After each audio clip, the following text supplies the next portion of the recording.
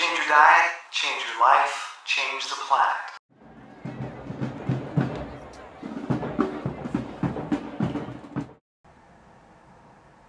Hi everybody, Tim Van Orden, sitting in my car in Woodford, at Woodford State Park, about to go for a big boot run in the snow. And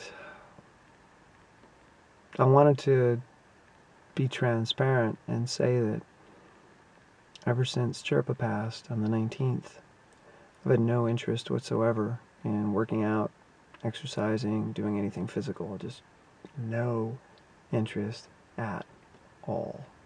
Gone. Like, I really don't care if I ever run again, race again, any of it. Just vanished. And I know that in order to be healthy, I need to move my body.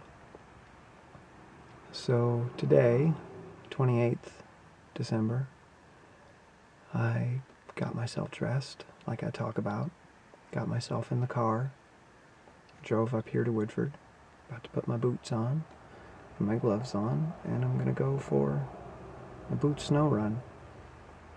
But I'm not seeing it as a workout, I'm not seeing it as anything really, I'm just simply putting myself in motion. It's not like I have to psych myself up to do it, because I'm not telling myself I have to do anything. Will this lead to other workouts? I don't know. It doesn't matter. Will I race again? Will I, put in 20-hour weeks again? No idea. Doesn't matter. All I know is that right now I'm sitting in my car at Woodford State Park, and I'm about to put boots on and then take a step and see what happens after that step, and then take another and see what happens. Instead of beating myself up and trying to force myself into action or worry about what people will think of me. Wow, Tim Van Orden isn't running right now. Just find my path, find my way, and find ways to get myself into action, whatever that action is.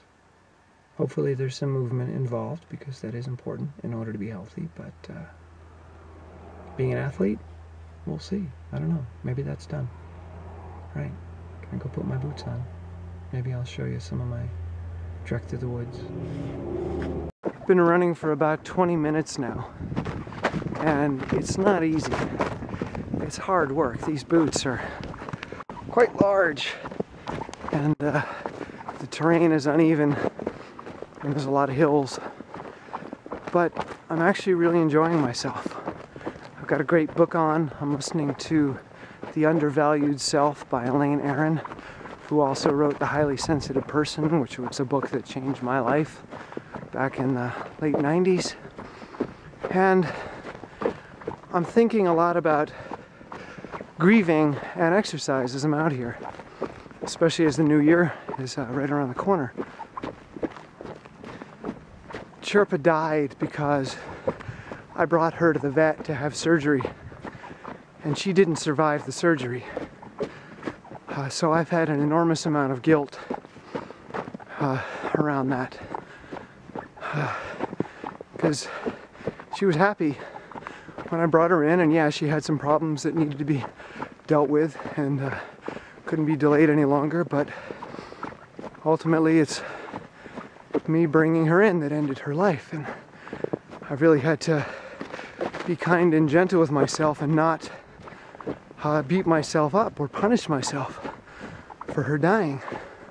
And I think for a lot of people, when we get into a really challenged state where we're grieving about loss, or we're depressed, or we're just angry, or we're frustrated, or we're afraid, we make these huge commitments and we force ourselves to change. We get angry, we hate ourselves, we despise ourselves, and I'm gonna do this, make this New Year's resolution to punish me, to force myself to change, because I hate myself.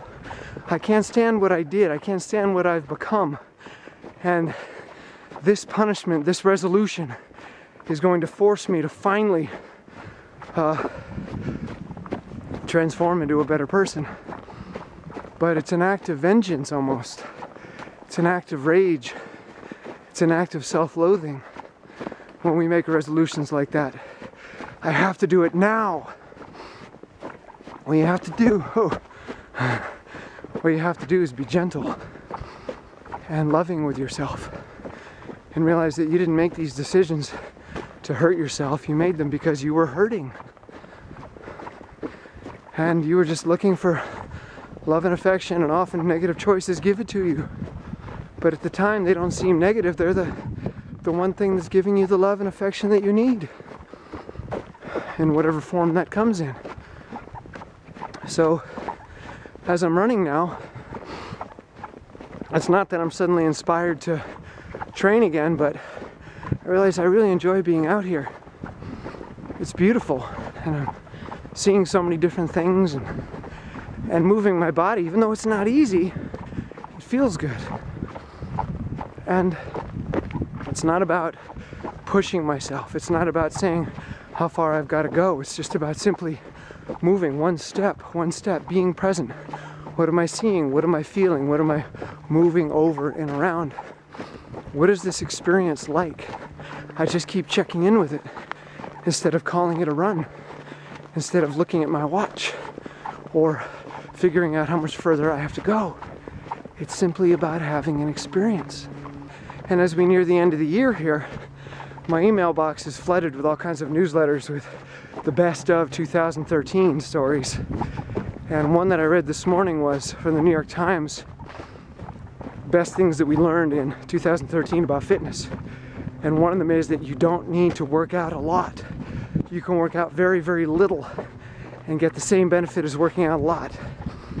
And this is something that's always intrigued me and bothered me at the same time, because for me, there hasn't been a distinction between life and working out. This is simply part of my life doing this. This is one of the things that enriches my life. I find this to be a very rewarding experience if I can remove the label of workout from it. If I don't put any label on this, if this isn't part of any cumulative progress report, then it's a really extraordinary experience.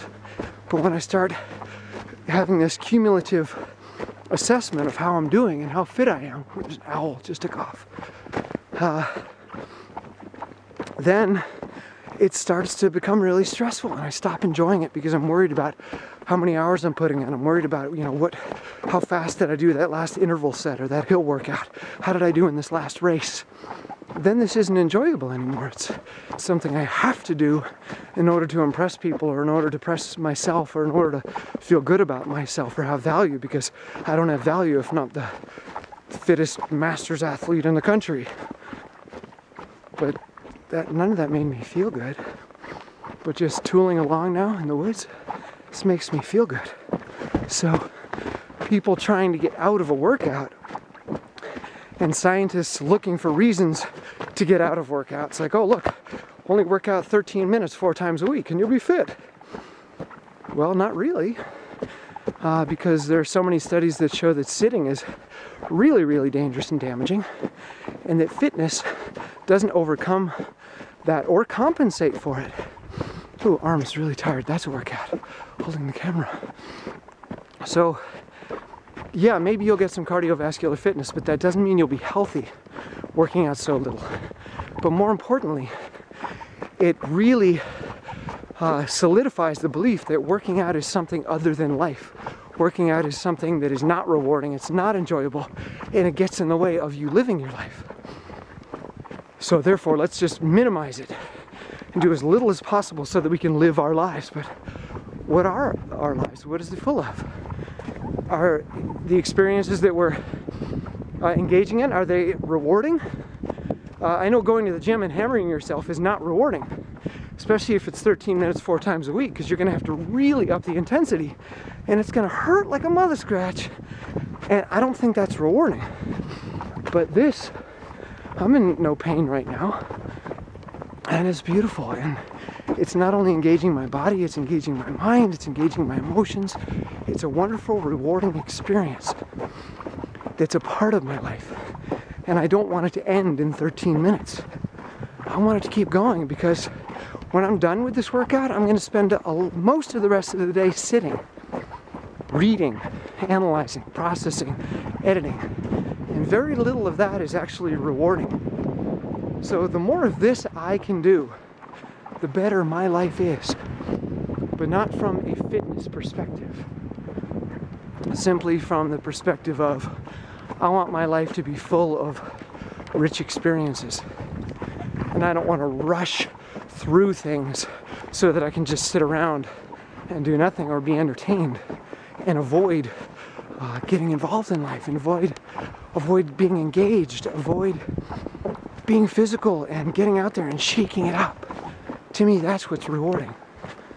So here I am now, realizing that I don't need to work out. I just need to put myself in motion and be engaged in the world, because that's what I'm doing right now. This is not a workout. This is a work in. I'm taking the outside world and I'm working it in, making it a part of me. And that's so much more fulfilling and rewarding than a 13-minute workout.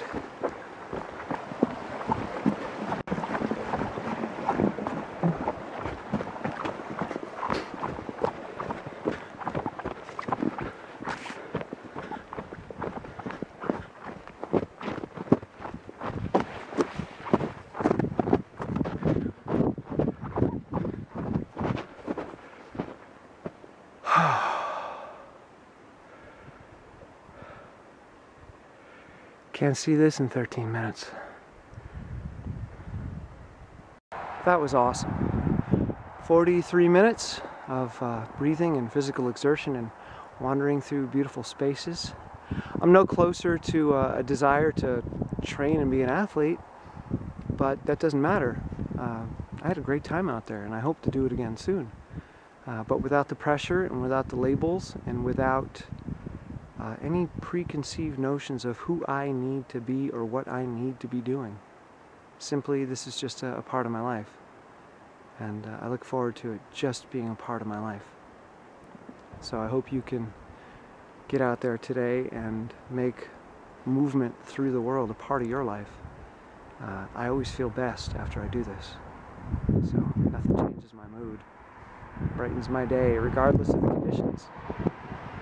Move into the woods. See you.